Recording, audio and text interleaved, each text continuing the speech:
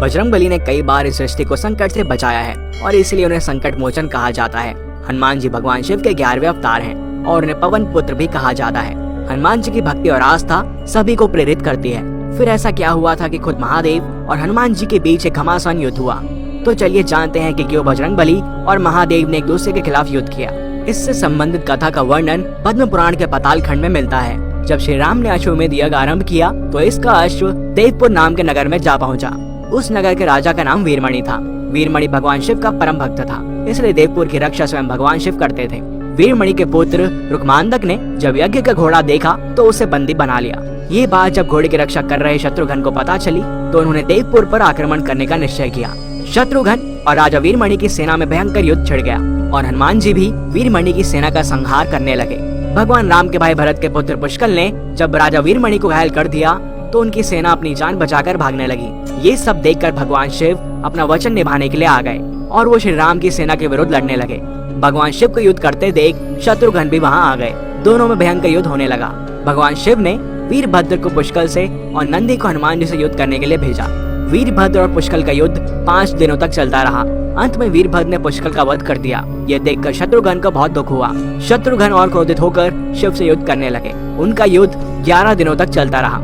अंत में भगवान शिव के प्रहार से शत्रुघ्न बेहोश हो गए, जिसके बाद हनुमान जी ने भगवान शिव से युद्ध रोकने की प्रार्थना की, क्योंकि वो भगवान शिव पे कैसे वार करते। लेकिन महादेव ने हनुमान जी को समझाया कि धर्म और राम राज्य की स्थापना हेतु हनुमान को उनसे युद्ध करना पड़ेगा और उन्हें हराना भी पड़ेगा। लेकिन ये कार्य आसान नहीं होगा, क्योंकि महादेव को ज्ञात था कि हनुमान जी अपने भगवान प्रभु श्री राम के लिए लड़ रहे हैं और महादेव खुद अपने भक्त को दिए गए वचन के लिए। इसके बाद बजरंगबली और महादेव के बीच भयंकर युद्ध आरंभ हो गया। हनुमान जी ने महादेव को कड़ी चुनौती दी और इस बीच उन्होंने सृष्टि को कई बार बचाया, क्योंकि इस युद्ध के कारण पूरी सृष्टि पर गहरा प्रकोप पड़ रहा था। अंत में हनुमान जी ने शिव जी पर प्रहार किया, लेकिन भगवान शिव क्रोधित होने के बजाय प्रसन्न हो गए। हनुमान जी के पराक्रम से प्रसन्न होकर महादेव ने उसे वरदान मांगने को कहा। तब हनुमान जी ने कहा कि इस युद्ध में भरत के पुत्र पुष्कल मारे गए हैं और शत्रुघ्न भी बेहोश हैं। मैं द्रोणगिरी पर्वत पर संजीवनी औषधि लेने जा रहा हूँ, तब तक आप इनके शरीर की रक्षा कीजिए। और महादेव ने उन्हें यह वरदान दे दिया। फिर हनुमान जी तुरंत द्रोणगिरी पर्वत गए और संजीवनी औषधि लेकर पुनः युद्ध भूमि में आ गए। उस औषधि से हनुमान जी ने पुष्कल को पुनः जीवित कर दिया और शत्रुघ्न को भी स्वस्थ कर दिया। शत्रुघ्न और महादेव में फिर से युद्ध होने लगा, लेकिन शत्रुघ्न फिर से भगवान शिव के आगे कुछ नहीं कर पाए। इसके पश्चात हनुमान जी ने शत्रुघ्न को प्रभु श्री राम का स्मरण करने को कहा और शत्रुघ्न ने ऐसा ही किया। श्री राम तुरंत युद्ध भूमि पर प्रकट हो गए और भगवान राम को आया देख भगवान शिव भी उनके शरण में चले गए, क्योंकि वो खुद राम भक्त हैं। और वीरमणि आदि योद्धाओं से भी ऐसा ही करने को कहा। वीरमणि ने यज्ञ का घोड़ा भी श्री राम को लौटा दिया और अपना राज्य भी उन्हीं को सौंप दिया और राम राज्य की स्थापना में आया यह विघ्न समाप्त हुआ।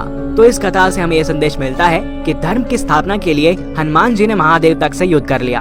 हनुमान जी से बड़ा भक्त और बलिदानी कोई और नहीं है। उन्होंने सभी पे आए संकटों को दूर किया। तो इसीलिए हमारे साथ कहिए जय बजरंगबली, जय श्री राम और हर हर महादेव।